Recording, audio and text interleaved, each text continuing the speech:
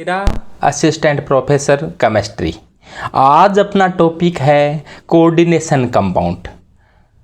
तो अपने आज पढ़ेंगे कोऑर्डिनेशन केमिस्ट्री। Salt solution. तो साल्ट सॉल्यूशन में सबसे पहले है having one type of salt, यानी कुछ साल्ट ऐसे होते हैं जिसमें एक ही प्रकार के साल्ट हो।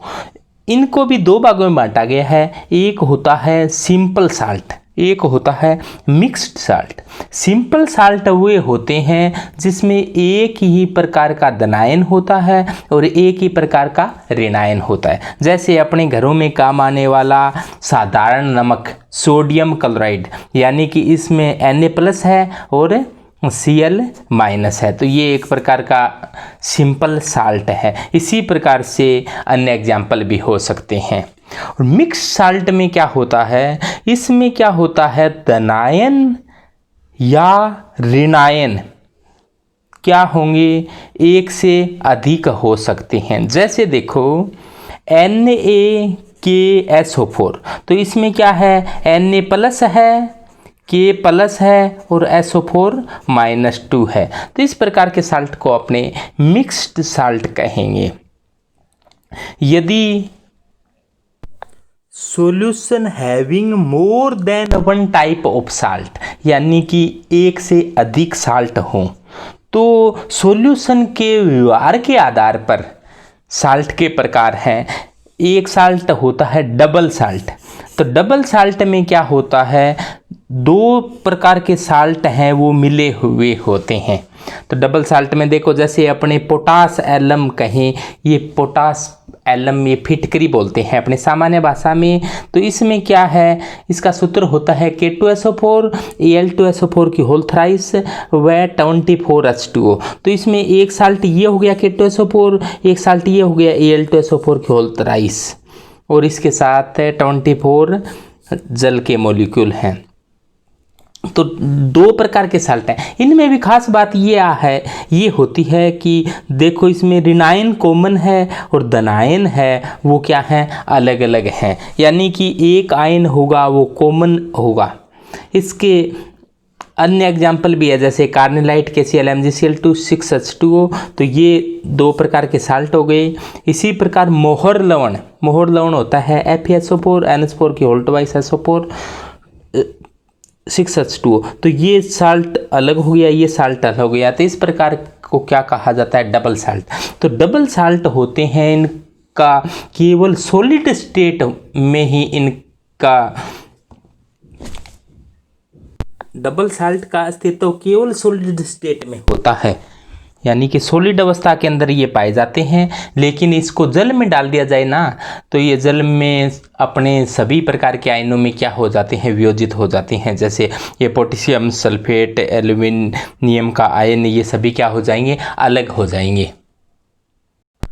कॉम्प्लेक्स कंपाउंड में क्या होता है, कोई सेंट्रल मेटल होता है और इसके साथ क्या जुड़े होता है, कोई लिगेंड जुड़ा होता है। तो इस प्रकार से सेंट्रल मेटल, इसको समझने के लिए आप ऐसे देखो कि ये कोई सेंट्रल मेटल है। सेंट्रल मेटल के पास क्या आया, कोई लिगेंड आया। तो लिगेंड किसे कहते हैं, जिसके पास लोन पेयर हो डोनेट करने के लिए। तो ये लिगेंड आया, इसने लोन पेयर डोनेट किया और कोऑर्डिनेट बॉन्ड बन गया। इस बॉन्ड को क्या कहेंगे, कोऑर्डिनेट बॉन्ड।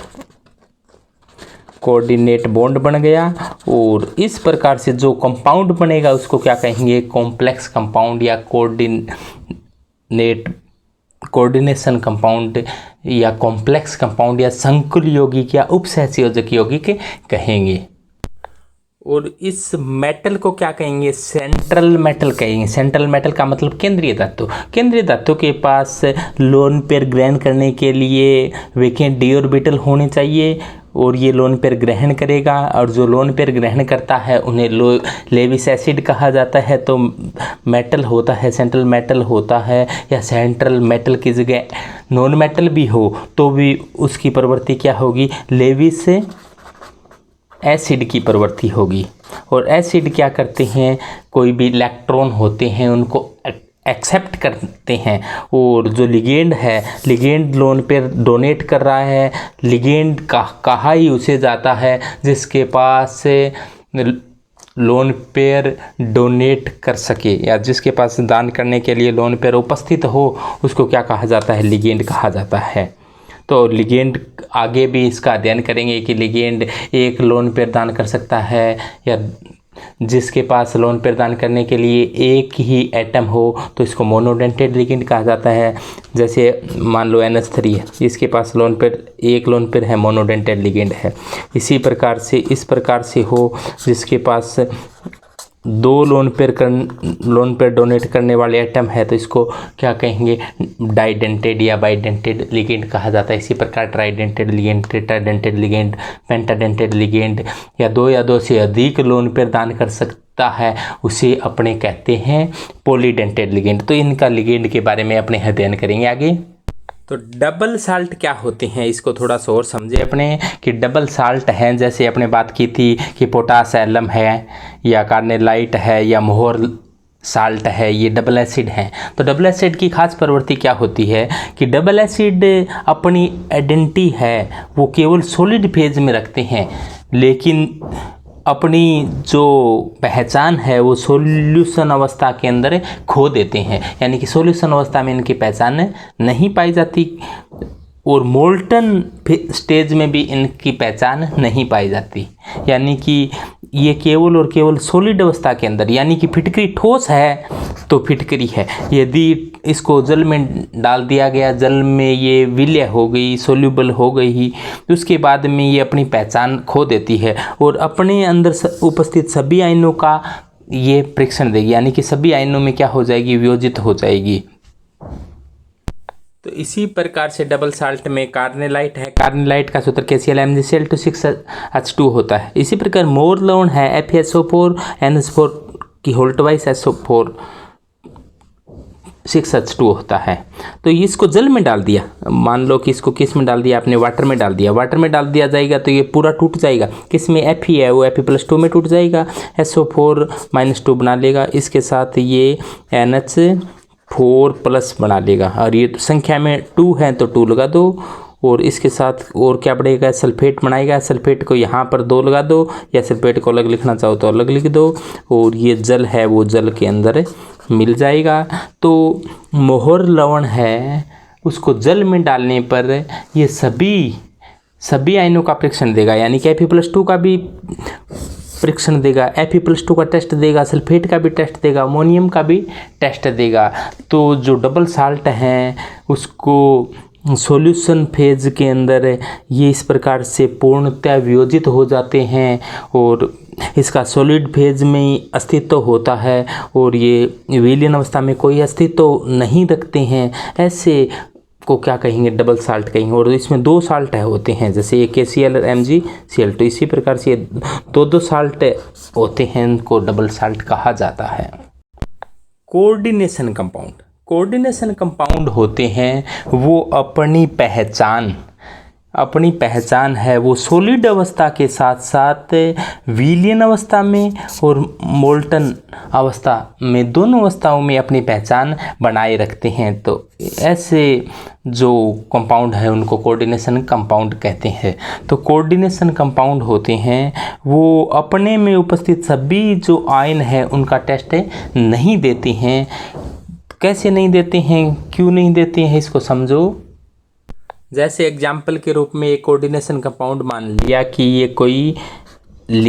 ये सेंट्रल मेटल Fe था। Fe क्या है? सेंट्रल मेटल है। इसके पास कोई लिगेंड आया, मान लो कि Cn आया। Cn ने अपने लोन पर इसको डोनेट कर दिए और ये Cn मान लो संख्या में 6 आए, 6 लोन पर इसको डोनेट कर दिए Fe को। तो इस पर चार्ज अब Cn पर -1 होता है तो 6 पर -6 हो जाएगा, इस पर +2 है तो मान लो -4 रह गया, तो +4 आप लगा दोगे तो ये क्या हो जाएगा? उदासीन हो जाएगा।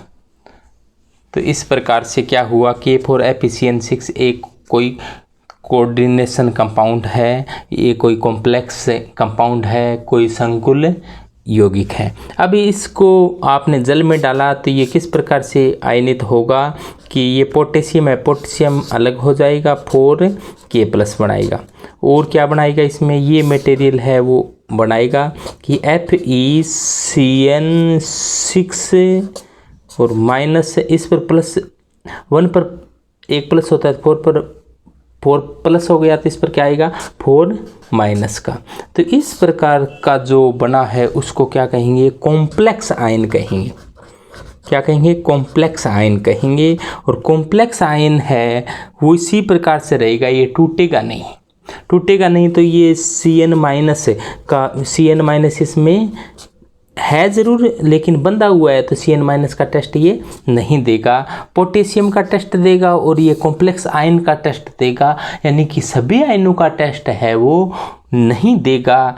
तो कॉम्प्लेक्स कंपाउंड होते हैं वो अपने में उपस्थित सभी आयनों का टेस्ट नहीं देते हैं।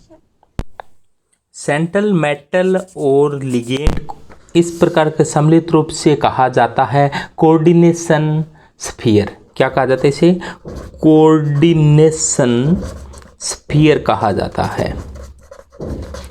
और इनको कहा जाता है जो बाहर, जो कोऑर्डिनेशन स्फीयर के बाहर हो उसे कहा जाता है काउंटर आयन। क्या कहा जाता है, काउंटर आयन, काउंटर आयन कहा जाता है। तो काउंटर आयन तो अलग हो जाता है विलयन में, लेकिन कोऑर्डिनेशन स्फीयर है वो अपने में उपस्थित आयन है वो विलयन अवस्था में अलग नहीं हो पाते। जैसे मान लो ये कोई कॉम्प्लेक्स कंपाउंड है K4FeCN6 जल में डाला तो इस प्रकार से ये आयनित हो गया, इसको अपने आयोनाइजेशन स्फीयर या काउंटर आयन कहते देते हैं। इसको कोऑर्डिनेशन स्फीयर या कोऑर्डिनेशन एंटिटी बोलते हैं। कोऑर्डिनेशन स्फीयर और कोऑर्डिनेशन एंटिटी किसे कहा जाता है, सेंट्रल मेटल हो और लिगेंड हो।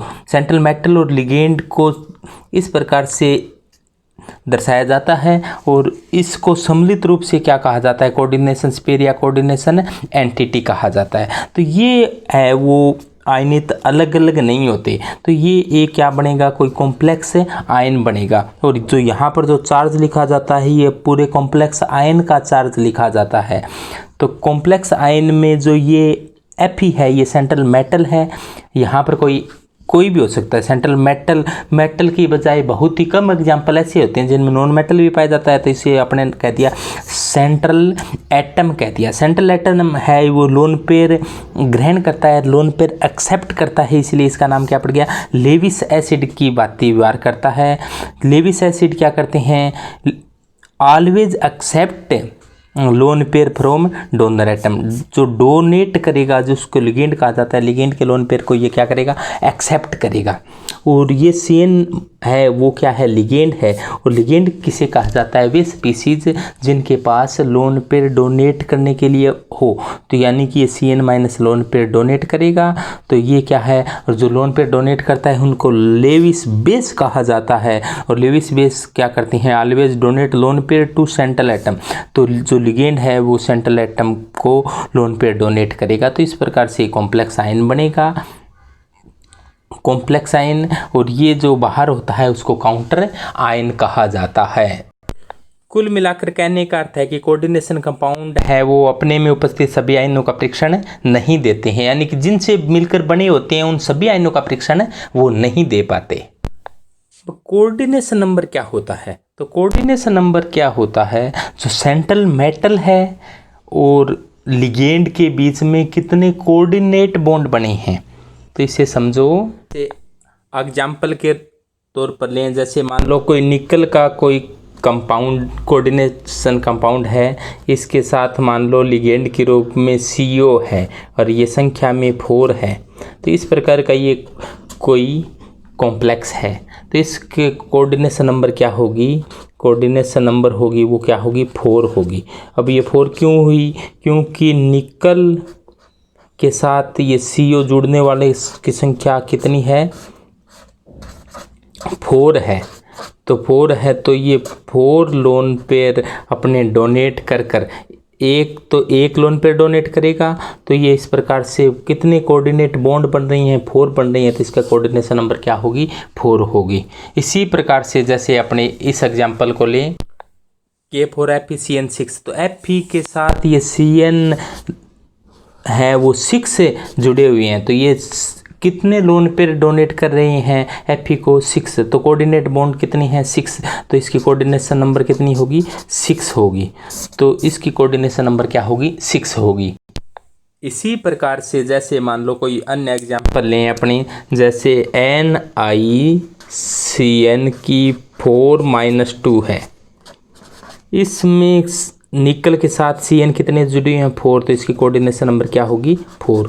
क्यों होगी 4? क्योंकि 4 कोऑर्डिनेट बॉन्ड बने हैं। कैसे बने हैं? जैसे निकल बीच में बैठ गया और चारों कोणों पर 4 Cn हैं और चारों Cn ने अपने क्या किए हैं लोन पेयर डोनेट किए हैं। ये Cn ये लोन पेयर डोनेट कर रहा है, लोन पेयर डोनेट कर रहा है, और इन्होंने सभी ने अपने लोन पेयर डोनेट कर कोऑर्डिनेट बॉन्ड बनाई है। नंबर ऑफ कोऑर्डिनेट बॉन्ड कितनी है 4, 1 2 3 4, तो इसकी कोऑर्डिनेशन नंबर क्या होगी 4 होगी। तो यानी कि कोऑर्डिनेशन नंबर क्या है, नंबर ऑफ कोऑर्डिनेट बॉन्ड है, या अपने ऐसे कहें लिगेंड है, कितने लोन पेयर डोनेट किए हैं वो क्या होगी उसकी कोऑर्डिनेशन नंबर होगी। इसको हिंदी में समन्वय संख्या बोल देते हैं, या उसको उप सहसंयोजक संख्या, कोऑर्डिनेशन नंबर उप सहसंयोजक संख्या या समन्वय संख्या कहा जाता है। इसके आधार पर संकरण का भी निर्धारण हो जाता है। जैसे ये 4 है तो यहाँ पर भी 4 थी, यहाँ पर भी 4 थी, यहाँ पर जो हाइब्रिडाइजेशन है वो sp3 है, यहाँ पर हाइब्रिडाइजेशन है वो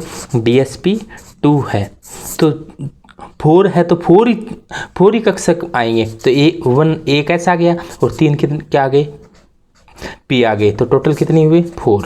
इसी प्रकार से 1 D आ गया, 1 कैसा आ गया 2 P आ गए, तो 1 1 और 2, टोटल कितने हो गए 4। तो इसके आधार पर हाइब्रिडाइजेशन का भी पता लग जाता है, लेकिन अपने हाइब्रिडाइजेशन है वो VBT में आपको पढ़ाया गया है, तो VBT का वीडियो ज़रूर देख लें हाइब्रिडाइजेशन के लिए। आपके सामने कुछ एग्जाम्पल हैं, आपको कोऑर्डिनेशन नंबर बताना है। तो यहाँ पर ये देख लेना, ये मोनोडेंटेड है, यानी कि मोनोडेंटेड का मतलब एक ही लोन पे डोनेट करने वाला है क्या, तो एक लोन पे डोनेट करता है तो 5 मिलकर कितने करेंगे 5 लोन पे डोनेट करेंगे। नंबर ऑफ कोऑर्डिनेट बॉन्ड कितने बनेंगे 5, तो कोऑर्डिनेशन नंबर कितनी आ जाएगी 5। इसी प्रकार यहाँ पर क्या हो जाएगी, नंबर ऑफ कोऑर्डिनेशन नंबर का मान कितना आ जाएगा 6, और यहाँ पर भी कितना आ जाएगा 6, यहाँ पर कितना आ जाएगा 3। लेकिन सावधान, यहाँ पर ये क्या है मोनोडेंटेड लिगेंड नहीं है, क्या है ये डाइडेंटेड लिगेंड है। डाइडेंटेड लिगेंड EN का मतलब एथाइलिन डाइएमिन। एथाइलिन का सूत्र क्या होता है CH2 डाइएमिन है तो NH2। इथाइलिन कहा जाता है CH2 को, और डाई एमीन NH2 को कहते हैं, तो NH2 क्या है 2, तो इथाइलिन डाई एमीन है, इसको क्या कह दिया EN कहा जाता है। तो ये डाइडेंटेड लिगेंड है, एक साथ कितने लोन पेयर दान करेगा 2, तो ये एक साथ 2 लोन पेयर दान करेगा, तो 3 है तो कितने लोन पेयर दान करेगा 3 × 2 कितने हो जाएंगे 6, तो इसकी कोऑर्डिनेशन नंबर क्या होगी 6। तो इस प्रकार के क्वेश्चन एग्जाम में पूछे जाते हैं। तो कोऑर्डिनेशन नंबर आएगा तो यहाँ पर आपको डाइडेंटेड लिगेंड देगा, जैसे एथाइलिन डाइएमिन दे दिया, या आपको इस प्रकार से दे दे कि COO- ये क्या है ऑक्जिलेट आयन है, OX लिख कर देगा -2 होता है इस पर।